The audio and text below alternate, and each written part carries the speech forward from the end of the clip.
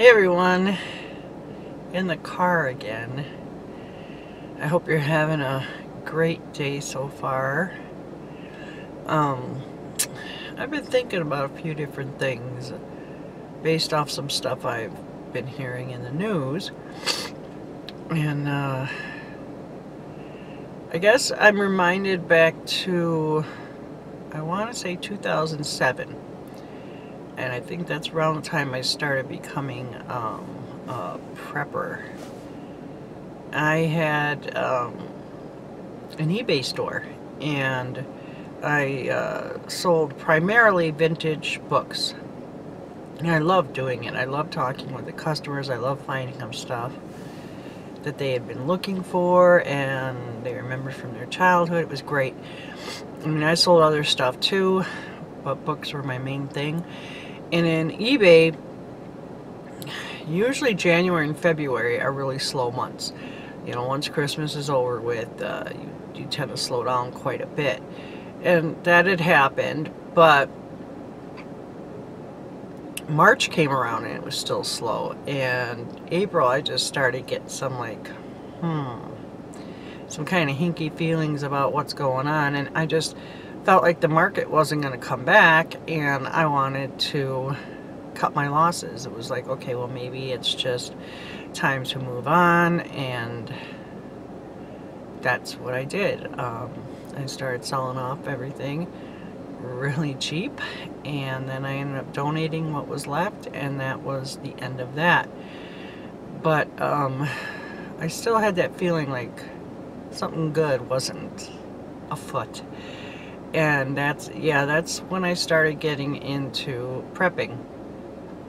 And that included, storing up a lot of stuff, a lot of food, a lot of necessities, things like that. But it also got me going on skills, learning new and different skills. And, you know, I had no idea what was going to happen in the future. None of us does. And so preppers tend to prep for whatever may come their way. You know, it could be a natural disaster, it could be, you know, really bad economy, it could be personal, like losing your job, disability, sickness, anything like that. So anyhow, 2008 came around, and by the end of the year it was horrible. I mean, everybody knew what happened. It was just a really bad scene, and Paul and I were okay, especially because of the housing market. He always worked in construction, and at the time, he was a project manager at a fairly large remodeling company. And at that time, people who own larger, more pricey houses decided they weren't selling them, you know, because of the market. So they were going to remodel them so that when the market came back around again, they'd be worth more. So for us, it worked out okay. Not so much for our family and friends, especially a few family members. And in the long run, my preps came in handy because I was able to help out other people who could use them. So anyhow, I've just been getting kind of some hinky feelings again. I don't know if the economy's gonna go bad or not. It was a shaky year, especially that last month on the stock market. Apple had some really surprising news, you know, with their earnings, and I don't necessarily see that as a good thing. I don't even own any Apple products, but it just seems odd, you know, that they wouldn't come close to meeting their sales. But then there's some good things too. The jobs report for December was really good. You know, over 300,000 jobs we added. That's wonderful. That's great for the economy. And gas has been down for a long time too. That's great for me. I'm happy to hear it. But I don't know, I still have that feeling like something, I don't know, something may be coming up. And so I've just been thinking to myself, is it time to maybe get a little bit more into prep mode? Homesteaders are preppers to a degree. They take it one step further, but yet I don't feel they're extreme. You know, homesteaders prepare, they know how to do stuff. You know, they know how to make stuff, they know how to reuse stuff, how to reinvent stuff. That's what's great about homesteading. And preppers tend to accumulate, and they really will sharpen their skill set, whether they're using them or not, if that makes sense. You know, like there's a lot of preppers in cities because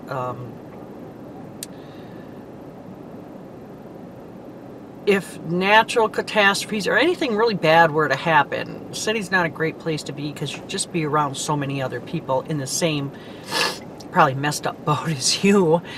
But I feel like preppers have to practice their skills because they can't use them on a day-to-day basis like a lot of homesteaders would. So that's kind of what I'm getting at. I mean, both are great. They're just different.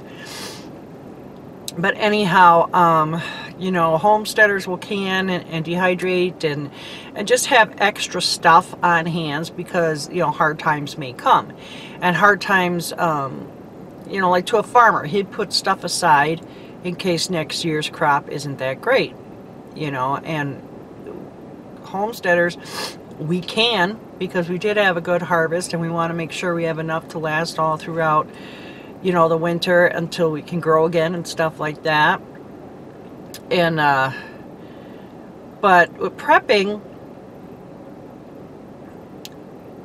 I feel like the mindset is you don't know how long you'll have to go with these supplies, so they tend to get more than usual. And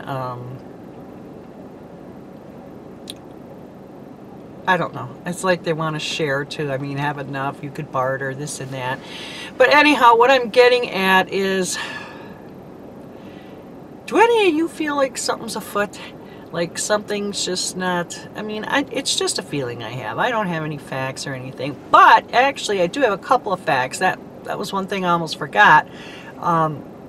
There have been 2 reports in the last month or so. One was from the Department of Homeland Security, and one was from the Air Force Air Library. I can't remember exactly. I will put links to both reports down in the description box. And both of them have to do with large-scale power outages. And the reports are not good at all. And in fact, Department of Homeland Security report kind of warns Americans that if there were some huge catastrophic event to happen where our power would be out, not just for a few days, but weeks to months to a year, widespread power outages, you know, most of the country, what would we do? How would the government handle it? How, you know, and it doesn't look good, because too many things would be down.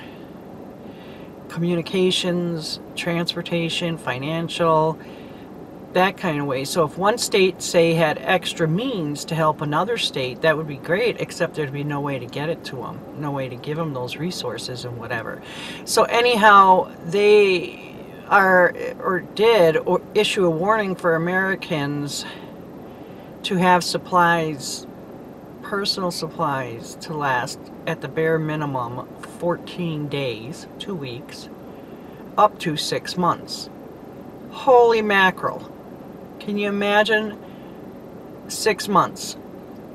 And this is, I mean, even if you had a generator, you wouldn't be able to get the fuel for it if there was some huge power outage, you know. You wouldn't, the pumps wouldn't work. So I'm just sitting there in my head trying to figure out, how do you prep for 6 months? I mean, unless you live rural, and like I did, off-grid, and I do still have my cabin, and if at all possible, I'd be hustling it back up there with as many of my family members as possible, because we could live for a good amount of time up there. But the vast majority of people don't live that way and don't have the means to, and don't have the knowledge on how to do it. And so, I mean, that would be the extreme end of it. But even 2 weeks, no power, depending on what time of the year, and the reports are saying you'd have little to no notice. It would just happen.